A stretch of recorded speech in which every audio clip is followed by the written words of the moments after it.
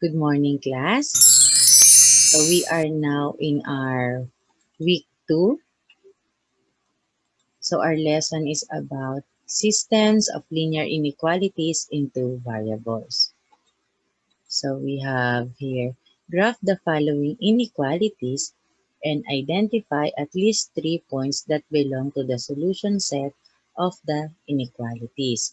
So I have here x is less than or equal to 5 and y is greater than -3. So, unahin muna natin yung unang inequality. So, ang technique pag nag-graph kasi dapat tapusin mo muna i-graph yung unang inequality bago yung isa. Kasi kapag ano, pinagsabay nyo, nakakalito siya. So, tapusin muna natin yung una. Okay, so I have here x is less than or equal to -5. So, change muna natin itong inequality symbol na to into equal sign. So, yan, x equals 5. So, after that, hanapin natin yung 5 in x. So, ang x-axis natin, ito. So, asa ng 5? Ito po, nasa kanan yan ha, positive. Labelan lang natin 5, 0. And then, we will use solid line kasi meron tayong less than or equal. So, solid line.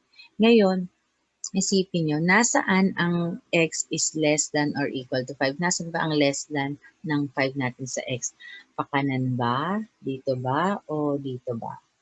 So, ang less than yan, malamang sa malamang ay dito sa pakaliwa. Kasi kung magkakanan kayo, mas mataas na yan kasi 6, 7, 8, 9 na dyan yung x eh. So, sala na yan. So, dito yon. So, ang shade nating part ay dito. Yan. Okay? Next.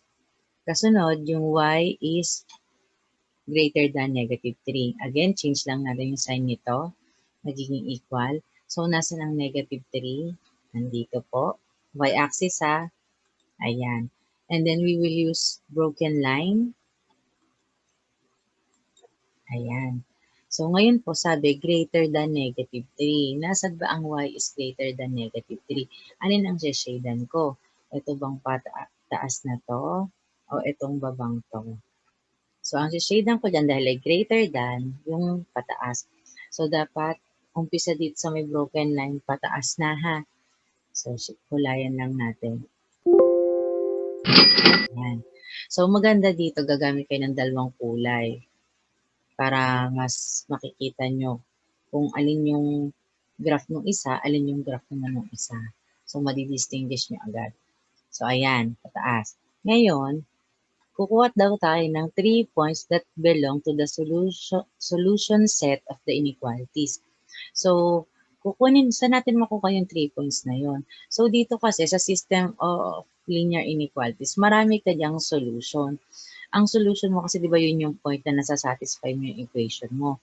Ngayon, dahil meron kang dalawang graph diyan, yung solution niyo makukuha mo yun dun sa color kung saan nagpatong yung dalawang kulay. So in this case, dito sa part na yon, ito, dito natin makukuha yon. So kukuha lang tayo dito ng tatlo. Ha, marami kasi yan pero tatlo lang ang hinihingi. So kung magkuha na tayo, tapos itry natin siya. So una, meron tayong ito. Ang coordinates nito ay 0, 4, ha? 0 sa x, 4 sa y. So, try natin, ha? Sa x is less than or equal to 5. At saka sa y is greater than -3. So, una po, 0, 4. So, meron tayong value ng x, 0. So, 0 is less than or equal to 5. That is true. Next, sa y naman, y is greater than -3. So, we have 4 is greater than -3. That is true. So, ibig sabihin, pasok. So, na-satisfy mo, ibig sabihin, solution nga siya. At saka, nasa region naman siya kung saan nag-overlap yung dalawa mong kulay, di ba? So, dito lang yun. Dito kasi hindi naman nag-overlap. Tapos dito hindi din. Ito hindi din naman. So, dito lang talaga sa part na to. Kasunod, buha tayo isa pang point, -5, 1. So, ang -5, 1, let's try. So, we have -5, x is less than 5. So, we have -5 less than or equal to 5. So, kung mapapansin nyo, -5 lang kukunin ko kasi x lang naman ang kailangan. So, that is true. Kasi negative numbers is less than positive numbers. Next, 1 naman ang kukunin ko para sa y ha. So, 1 is greater than negative 3. That is true again kasi positive is greater than negative. So, solution nga siya. Next, dito chinecheck lang natin kung tama. Kaya ito, pwedeng hindi nyo na isulat sa solution nyo. Ang mahalaga yung una lang. Tapos, ang isulat nyo na lang agad yung solution. At kaya dito sa graph nyo, isulat nyo na lang siya ng malinaw para makita po pag chinekan. Kasunod po, we have yan, 3, 8. 3 sa x, ayun o, 3, tapos 8. Hindi yan 8, 3 ha. X muna. 3, and then 8. So we have 3, 8. Let's try. So I have here x is less than or equal to 5. So 3 is less than or equal to 5, 2. And then y is greater than negative 3. So that is 8 is greater than negative 3. Okay, that is true. Ngayon, pwede po tayo dito magkaroon ng iba't ibang sagot ha. Pwede ang ibigay nyo dyan 0, 0, yun nandito, 1, 1, 1, 2, negative 4, 3. Basta yung point ay dito makukuha, tama po yun. Pero kung ang ibibigay nyo sa akin ay 9, negative 1 na andito, mali po yun kasi hindi yun solution. Kunwari, bigyan nyo ako ng 6, negative 5, bawal din. Negative 2, negative 5, bawal din. 8, 5, yun nandito, bawal din. Dapat dito lang talaga, class, ha? Okay, so ang solution natin, again, 3 points lang ang kailangan. Pwede pong hindi tayo pare-pareho ng sagot dyan. So, meron tayo dyan 0, 4, negative 5, 1, and then 3, 8. So, marami pong solution. Dahil tatlo lang hinihingi, tatlo lang po ibibigay natin. So, ayan po. So, ganyan siya. Okay po, next. So, let's graph y is greater than 2x plus 5 and y is less than or equal to negative 3x minus 6. So, unahin natin itong y is greater than 2x plus 5. Ang sabi ko sa inyo kanina, pag mag-graph kayo ng linear inequality, mas mabuti pinatapos nyo muna yung unang inequality bago yung kasunod na inequality.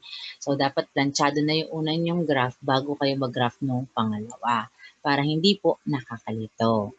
So, in this case, ito muna unahin natin. So, again, ang solution lang natin dyan, i-change muna natin ito ng equal sign. So, magkakaroon tayo ng y equals 2x plus 5. So, ngayon, kunin natin ang x-intercept at y-intercept. Again, x-intercept, let y be 0. So, kung 0 ang y, so I have here 0 equals 2x plus 5. So, itong 2x na to, transpose lang natin. So, we have here negative 2x equals 5. So, ngayon, magkakaroon tayo dyan ng, dahil negative 2x, multiply natin yan sa negative 1/2 reciprocal nito. Both sides yon. So, makakancel yan. So, maiwan na ang x. And then, positive times negative, so negative dapat sagot nyo. And then, 5 times 1/2, we have 5 over 2. So, ang 5 over 2, kunin natin yung decimal para mag-graph natin. Ang 5 over 2 ay negative 2.5 kasi 5 divide 2 eh. So, we have negative 2.5 and 0. So, pag rinaf natin, nasa ng negative 2, di ba? Ito yung negative 2. Pero dahil may 0.5 pa siya, so, nandito yan sa gitna. So, nasa pagitan siya ng negative 3 at negative 2. So, dito siya. Labelan lang natin, negative 2.5 and 0. Okay? Next, kasunod.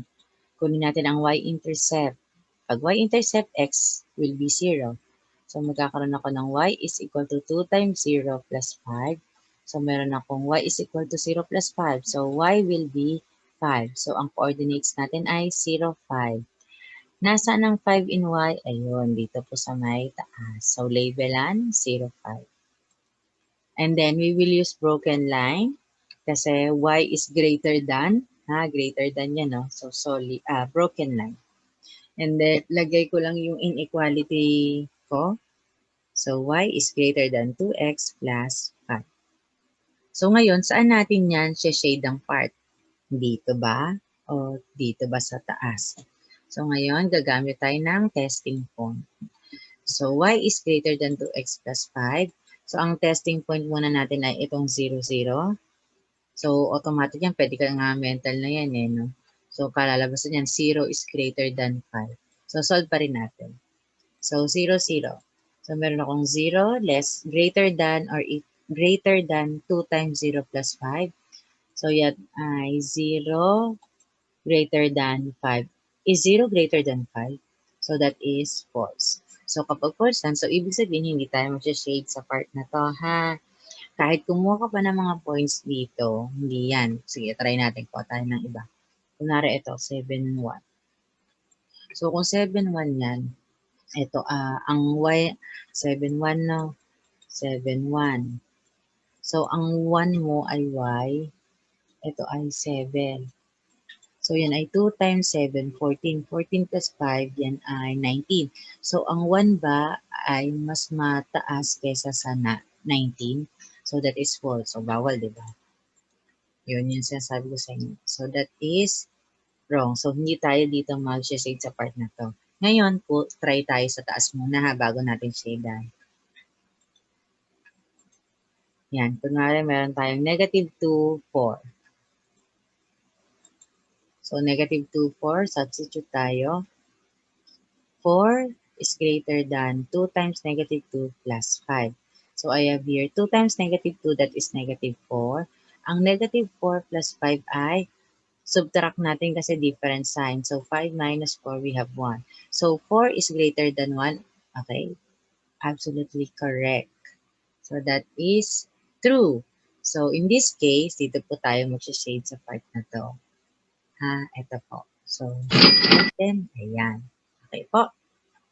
Again, gumamit ng kulay, ng color ha. At saka huwag masyadong kapalan. Light lang. Okay, so nag-graph na natin yung unang inequality natin. Okay, yung kasunod naman, yung pangalawa. So, we have y is less than or equal to negative 3x minus 6. So, palitan lang natin to ng equal sign. Ayan. Kunin natin ang x-intercept. Let x-intercept. So, let y be 0. So, 0 equals negative 3x minus 6. So, negative 3x transpose natin, magiging positive 3x. And then, multiply na agad natin both sides by 1/3. Reciprocal ng 3. So, both sides yun. So, negative 6 times 1/3, that is negative 6 over 3. Negative 6 over 3 is negative 2. So, we have x is equal to negative 2. Coordinates niyan, negative 2, 0. So, ang negative 2, 0 ko dito ay ito po. Labelan ko lang. Yan. Next, we have the y-intercept. So, let x be 0. So, y is equal to negative 3 times 0 minus 6. So, 0 minus 6, we have negative 6. So, 0, negative 6. Ang negative 6 ay ito po. Ayan. So, 0, negative 6. Ngayon, ang line natin dyan ay solid line kasi meron tayong less than or equal. So, ayan. Gumamit ako ng green line and then at the same time, solid siya.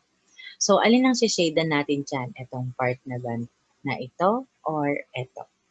So, let's try.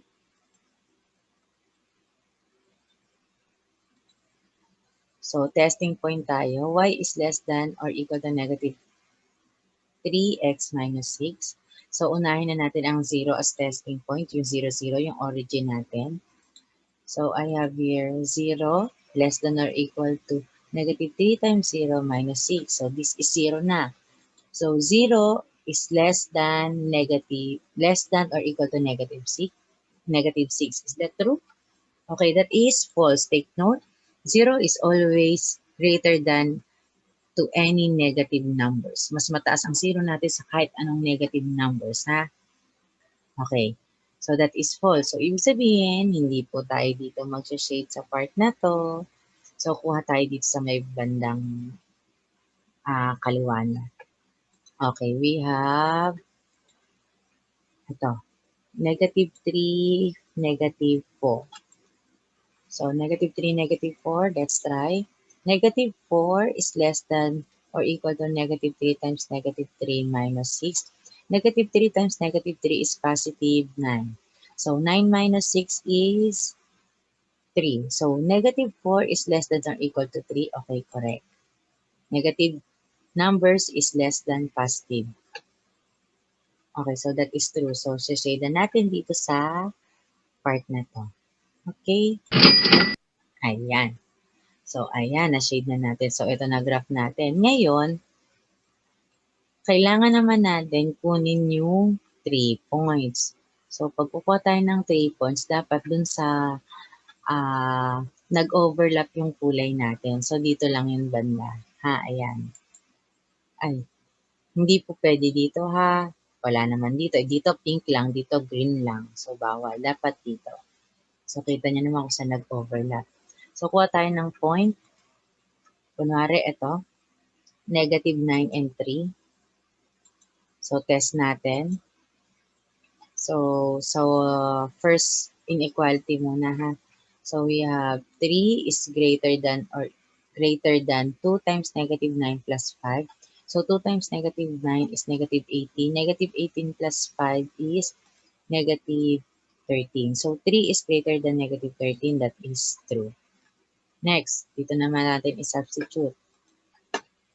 So, meron akong y is less than or equal to negative 3x minus 6. So, meron akong 3 is less than or equal to negative 3 times negative 9 minus 6. Ang negative 3 times negative 9, yan ay positive 27. So, ang 27 minus 6 ay 21. Is 3 less than negative is less than 21? So, that is true. Okay, check to. Next, dalawa pa. So, let's have this point. Negative 8 and negative 3. So, dito natin substitute. So, negative 3 is greater than 2 times negative 8 plus 5. 2 times negative 8 is negative 16. So, negative 16 plus 5. So, different signs, subtract natin. Copy the sign of the larger integer. So, negative 3 is greater than negative 11. So, that is true. Tandaan, ang negative 3 is mas malapit sa 0. So, yan ang mas mataas ang value kesa sa negative 11. So, true. Next, y is less than or equal to negative 3x minus 6. So, we have negative 3 is less than or equal to negative 3 times negative 8 minus 6. Ang negative 3 times negative 8 yan ay positive 24. Ang 24 minus 6 ay 18. So, we have negative 3 is less than negative 80, is less than or equal to 18. So, that is true. Okay, check ulit. So, nakadalawa na tayo. Okay, last one. So, kuha tayo dito ng point. So, we have negative 6, 7. So, let's try. So, I have y is greater than 2x plus 5. So, 7 is greater than 2 times negative 6 plus 5. 2 times negative 6 is negative 12. Negative 12 plus 5 is negative 7. 7 is greater than negative 7. Okay, that is true. Next, y is less than or equal to negative 3x minus 6. So we have 7 is less than or equal to negative 3 times negative 6 minus 6. Negative 3 times negative 6 is positive 18. 18 minus 6 is 12. So we have negative 3 is less than or equal to 12. So that is true. So again, you can have other answers here. So pwedeng ang solution nyo dyan ay negative 8, 6. Itong point na to, o di kaya ito. Basta wag lang talaga dito sa pink lang or sa green lang o di kaya lalo na dito. Ha? So dapat dito po kung saan nag-overlap yung dalawa nyong kulay. So marami pong solution. Again, tatlo lang hinihingi. So solution natin, negative 9, 3, negative 8, negative 3, and negative 6, and negative 7.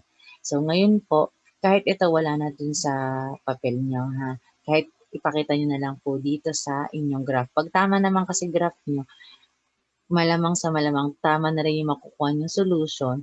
Basta dun nyo kukunin kung saan nag-overlap yung dalawa nyong kulay. Okay po? So, that's all for today. Goodbye and thank you.